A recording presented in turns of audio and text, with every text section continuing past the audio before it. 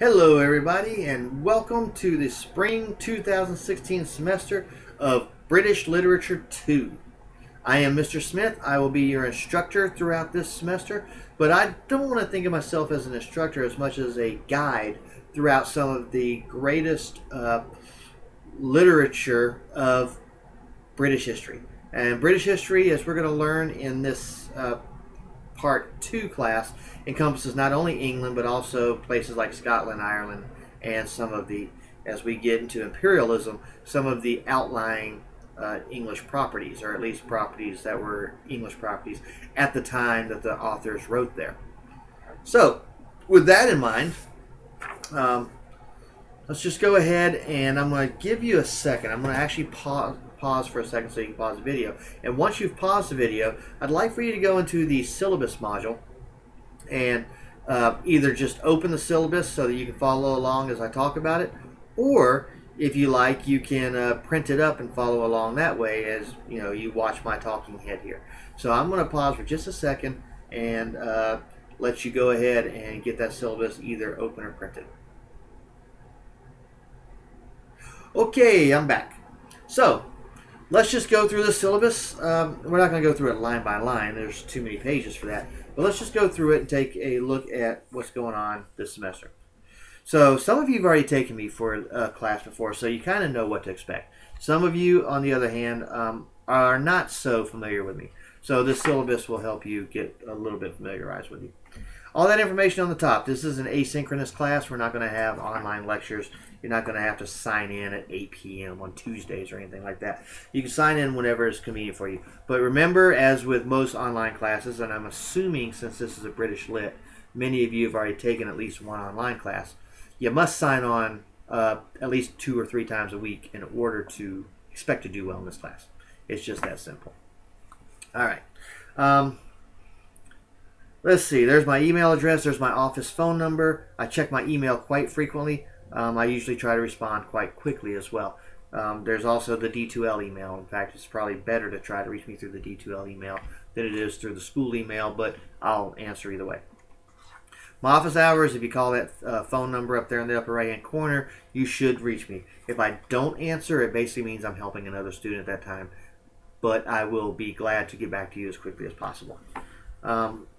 Course descriptions, course policies, course data, you can all read all that on your own. But essentially, this is a survey course. So what this means is, starting around the late 1700s, around 1795 or 1798, somewhere in there, we're going to pick up British literature. Now, British Literature 1, and some of you may have taken that already. If not, it's a fun class, but it wasn't required for this. You didn't have to take British Lit 1 in order to take British Lit 2. But British Lit 1 picks up British literature with, say, like the Celtics and the Anglos and the Saxons, and goes all the way up through the Age of Reason, or the Age of Enlightenment is what they call it. We pick it up, our class, starting with next week's assignment, picks everything up with the Romantic era. And we're going to start with the Lake poets like Wordsworth and Coleridge, work our way through the later Romantics such as Shelley and Byron and Keats. And then we go from there into the 20th century. So, that is our scope. We will be covering a lot of authors. We won't be able to read any novels, unfortunately. There's just not enough time this semester to cover every author I wanted to. If it were up to me, we would even divide this part up into 2 different parts, and we would cover some novelists as well, like Jane Austen and Charles Dickens. But unfortunately, we can't quite do that because this class tries to cover about 300 years worth of literature. Let's see, about 300 years of literature in only a semester's time. So that's what we're doing. We're surveying some of the great British writers. There will be some poetry, there will be some essays, and of course there will be some short stories. So we'll get the gamut of all 3 of those. All right. So you can read through that on your own. The required texts. It's a 3-volume set. It's the Norton Anthology of English Literature, Package 2, which includes volumes D, E, and F. And I've only got one of the books here in my hand, but it's a 3-book set. So the first one would be the Romantic era. then this one will be the Victorian age, and then the third one will be the 20th century. So you'll need all three of those books in order to do well. Now, some of this stuff, if you don't have the book right away, some of this stuff is stuff you could probably download on the internet. However, there will be some portions of books that we're going to need to read. And that causes a bit of a problem, because I think in 2 weeks we're going to do Mary Wollstonecraft's Vindication of the Rights of Woman. The textbook only has a few pages out of that, and that's all we're going to concentrate on are the few pages in the textbook. If you were to go to the library and try to check out Vindication of the Rights of Woman, it's a big honking book. And if you don't have this textbook, you don't really know what to read. So the textbooks, I chose these books because they're not all that expensive. I think the 3-book set's like $75 or $80 new. And if you rent, you can really get a good deal on it. So I would say that you can save yourself a ton of money by renting. But if you like these works enough that you want to keep them on your bookshelf, and I've had students tell me that, at the end of a semester they say, I'm not selling these books back, I'm going to keep these. They're not that expensive to buy. So get the textbooks. Don't give me any excuses about I couldn't afford it. Don't give me any excuses about, well, you know, I just couldn't do it. Just get the books and you'll do fine. In fact, you'll need the books to do well, because like I said, some of these works we're going to read a small portion of larger works that are available in the textbook that you won't get if you try to find the work somewhere else. All right, attendance I've already talked about. Expect to sign in a couple times a week. Withdrawals, you can read that on your own. The no-show period, if you're watching this video, you're not going to be reported as a no-show. If you're watching this video, I'll know it and you will be counted as here. Makeup work. I do not recommend falling behind. And I certainly do not recommend, and we'll talk more about this when we get to the extra credit at the end, I don't recommend that you try to wait until week 15 to try to do an entire semester's worth of work. If you're in this class, you probably have a decent work ethic. And if you're in this class, you probably are a pretty good student, because a lot of the bad students end up not getting out of English 1101 and 1102. However, I still, even in British literature, get students that want to do all the postings the last week of class. And then they want me to read them and grade them. No, not going to happen. Not unless you have a compelling reason for why your work was late. So, keep up with the work. Do it on time. Makeup work will be done on a case-by-case basis. If you have a good reason for why you've fallen behind, particularly if it has documentation, and you'll see I've got a list of documentation on this page, you and I can work our way through it and we can get you caught up. However, if your excuse is that I just didn't do it, don't expect me to grade something today that I should have graded 4 or 5 weeks ago. Chances are I'm just going to give it an automatic F. My policy is actually outlined in great detail here under makeup work. So please stay caught up.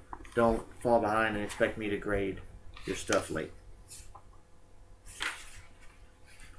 All right, criteria for grading writing. You've written many essays in the first 2 English classes. You know what the major errors are. Here's the way the grade breaks down. You'll notice that there's no final exam.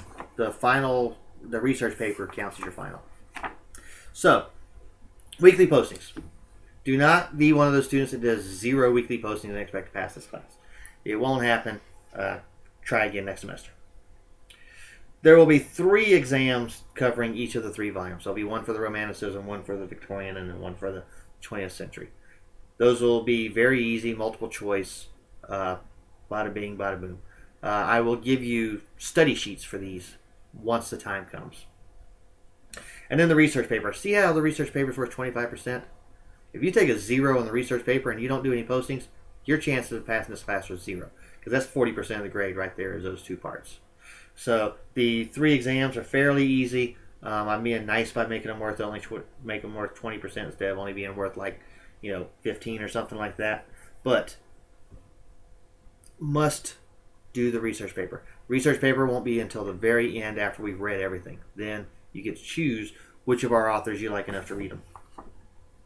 So that's the way this course is going to be evaluated.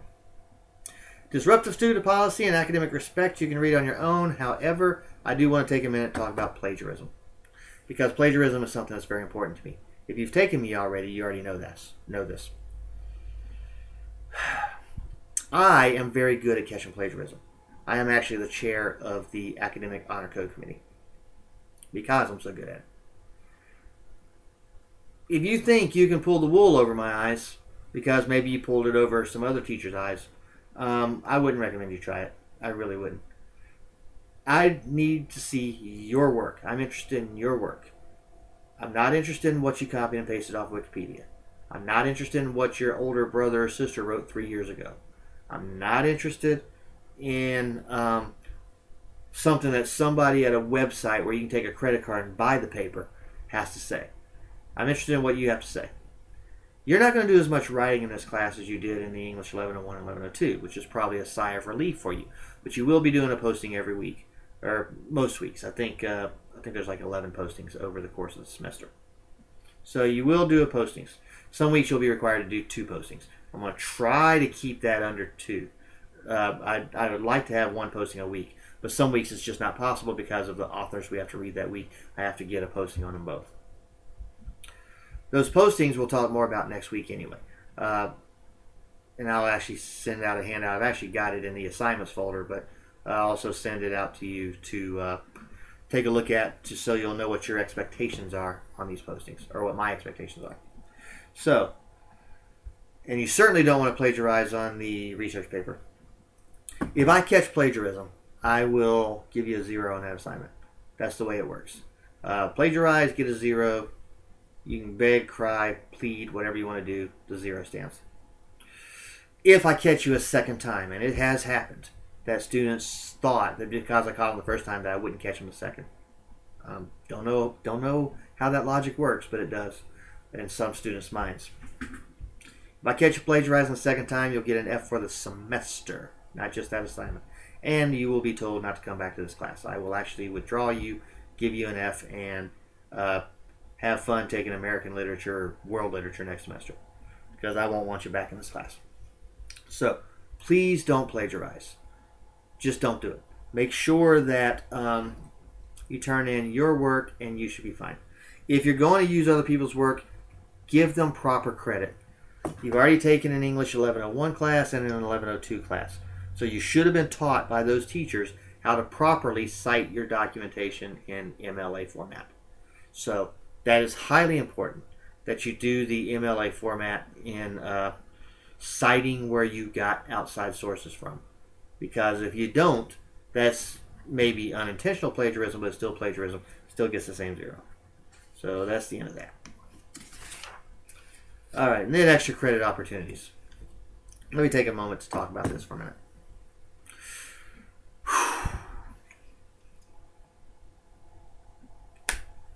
If you stay caught up on your postings, if you do well on those 3 exams, and if you put some hard work into that research paper, you should not need extra credit at the end. But what happens at the end of the semester is that there's always some students that didn't do anything all semester long that come up to me and say, Mr. Smith, I know I've been lazy this semester. Can I get some extra credit so I can pass your class? I've already answered that question right here. The answer to that question is no. I will be overwhelmed with final papers and final exams at the end of the semester. I am not going to give any student who has been a slacker all semester long the opportunity to do extra credit. Not going to happen. Don't even ask. If you do ask, I'll refer you right to the syllabus, and that'll be your answer right there as item number 10 under my policies. So please do not ask. Just do your work. If you stay caught up and you do your work, you should not need to beg me for extra credit at the end of the semester. In fact, that should not even be an issue if you do what's expected. So that's what I have to say about that. All right. So that's it. Now, for this week, there is a almost a little history quiz. And let me explain why I want to do the history quiz. This video, by the way, will probably be the longest one you do all semester, except for the one on the research paper. The video on the research paper will probably take a little bit more time because it's such an involved assignment, and I'll feel like I need to say a lot. But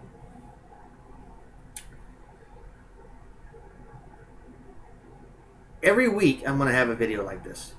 Every week these videos should give you an idea of what to look for in your reading, what it is you need to do as you read through Wordsworth, or as you read through Elizabeth Barrett Browning, as you read through T.S. Eliot, or whatever. So, always watch these videos every week, because these videos will help alert you to what to look for.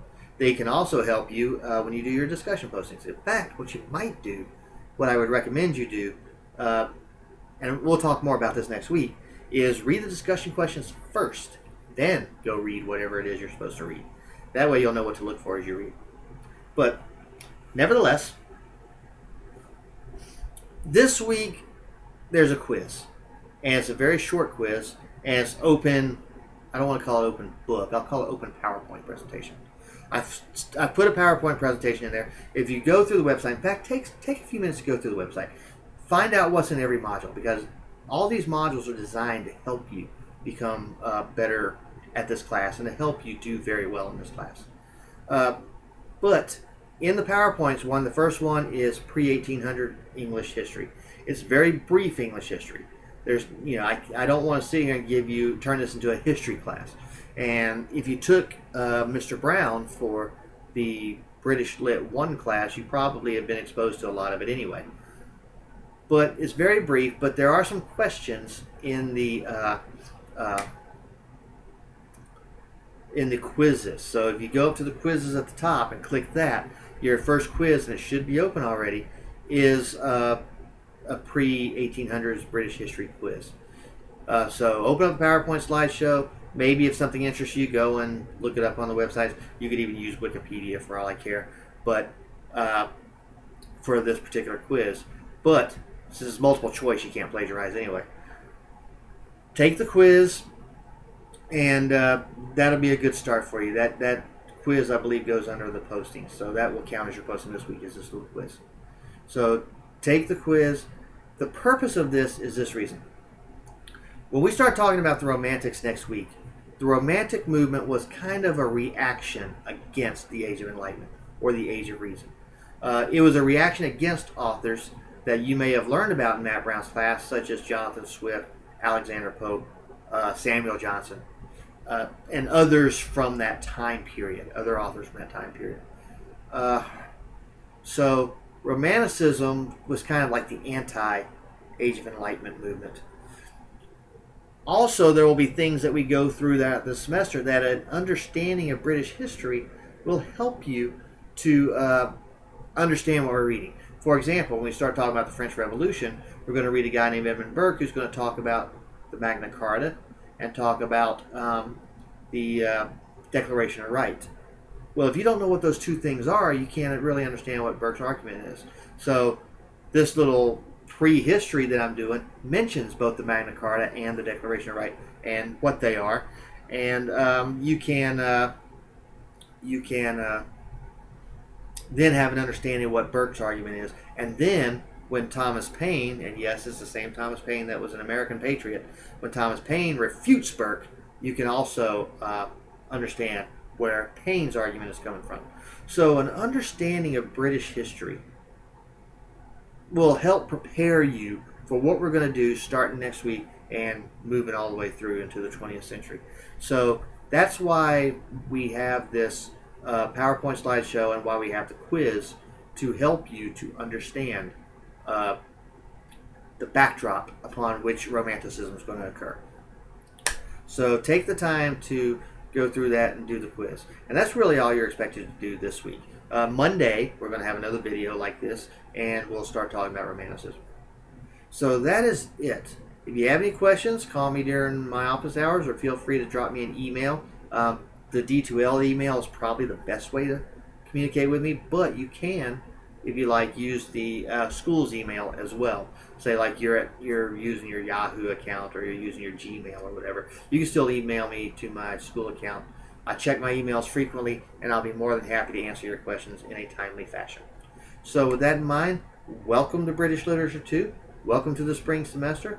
I really look forward to interacting with all of you, and I look forward to guiding you to an appreciation of some really, really great literature that I think will that you'll enjoy. There should be something for everybody in this class. I think you'll all enjoy it.